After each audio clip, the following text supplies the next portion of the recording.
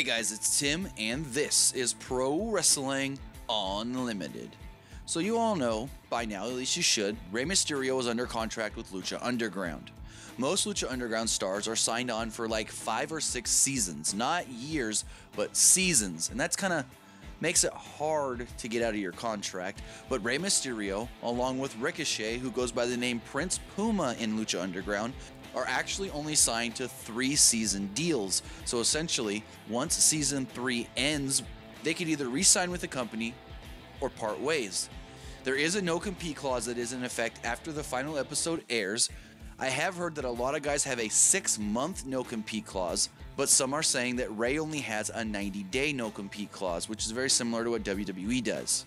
The no-compete clause really means that once his contract is over, he still has to wait those 90 days or so before he can work for any other company that has television in the United States.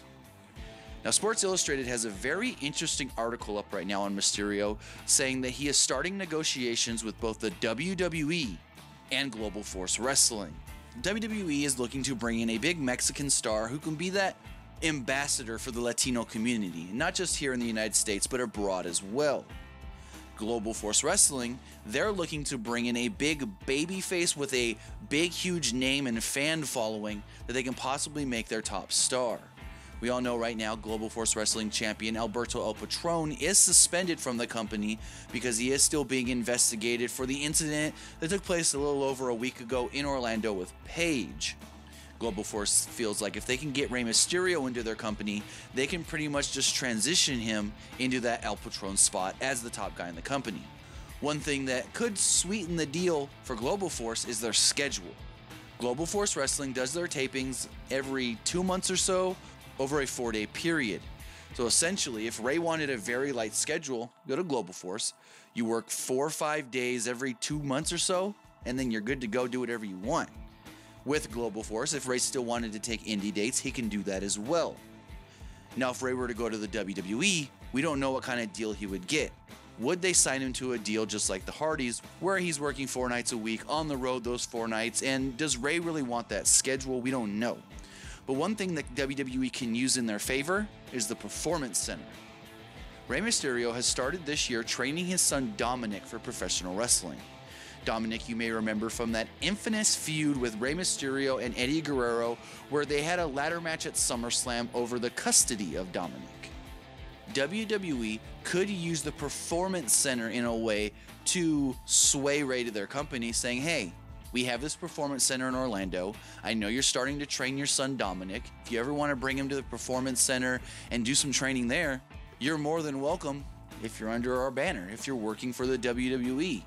They can also say, hey, we'll sign Dominic to a development deal, we'll train him, and we'll get him ready for NXT, and so forth. So that is one way that WWE can kind of play things in their favor. But I think, to be honest, if Rey was going to go somewhere, I think he should go WWE. Again, most people think that wherever Rey goes right now, it's going to be where he finishes off his career. So why WWE? It's kind of like a Hardy's situation. You go back to the WWE where your biggest fan base really is, where the most fans you've ever have are. You go there, you have one last big hurrah, finish off a 2-year contract, 3-year contract, whatever you sign, and then you can have that one last WrestleMania match or one last WrestleMania moment.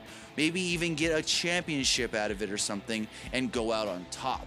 So now I ask you guys, what do you think Rey should do? Should Rey go to Global Force Wrestling? Should Rey risk going there? Yes, getting the easier schedule most likely, but with, the popularity of the company, the television situation of the company, and the internal struggles of the company, it's almost a risk because you don't know where that company is going to be in 6 months, in 12 months. You go to the WWE, you know where that company is going to be in 6, 12, 24 months. You go there. Again, we don't know what kind of schedule they'll give Rey, but you go there and you have all the perks and amenities of being under the WWE banner. So again, where do you think Rey should go? Let me know your thoughts in the comments below on Rey Mysterio, where he should go. Should he go somewhere where he can finish out his career? Or hey, is Rey like a lot of guys in Mexico and just gonna keep on wrestling until that day comes where doctors finally tell you, you gotta stop? There's a lot of guys down there in Mexico still wrestling at 50, 60 years of age. But that's gonna do it for this edition of Pro Wrestling Unlimited. Remember to comment below, like and share this video, like us on Facebook, Instagram, and Twitter, and subscribe here on YouTube.